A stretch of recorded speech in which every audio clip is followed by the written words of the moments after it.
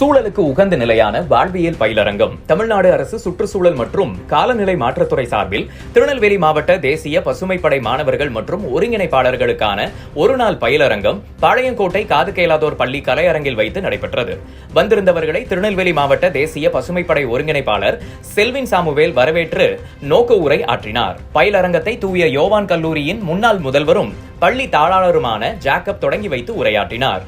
பயிலரங்கத்தில் 300 மாணவர்கள் 100 ஆசிரியர்கள் மாவட்டம் முழுவதிலும் இருந்து கலந்து கொண்டனர். சிறப்பு அழைப்பாளராக கோட்டவன அலுவலர் இளங்கோ கலந்து கொண்டு பயிலரங்கத்தில் சிறப்புரையாற்றினார். பயிலரங்கத்தில் சுற்றுச்சூழல் பாதுகாப்பு முறைகள் குறித்து சேரன் மகாதேவி மாவட்ட தேசிய பசுமைப்படை ஒருங்கிணைப்பாளர் ஜோசப், கழிவுப் பொருட்களின் சுழற்சி முறை குறித்து சங்கர் மேல்நிலைப் பள்ளி ஆசிரியர் கணபதி சுப்பிரமணியன், காலநிலை மாற்றத்திற்கான சூழியல் வாழ்வு குறித்து பசும்பொன் முத்துராமலிங்க தேவர் கல்லூரி பேராசிரியர் கொம்பையா, கழிவு பொருளிலிருந்து கலைப்பொருட்கள் தயாரிப்பது குறித்து கைவினைஞர்கள் ட்ரஸ்ட் மங்களாதேவி, உமா மகேஸ்வரி ஆகியோரும் உரையாற்றினார். சூழலுக்கு உகந்த வாழ்க்கை முறை கையேடு வெளியிடப்பட்டது.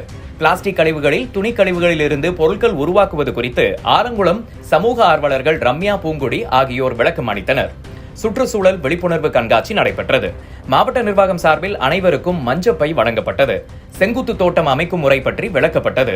நிறைவாக பள்ளி தேசிய பசுமைப்படை ஒருங்கிணைப்பாளர் பாலின் ஜோன்ஸ் விழாவிற்கு நன்றி கூறினார்.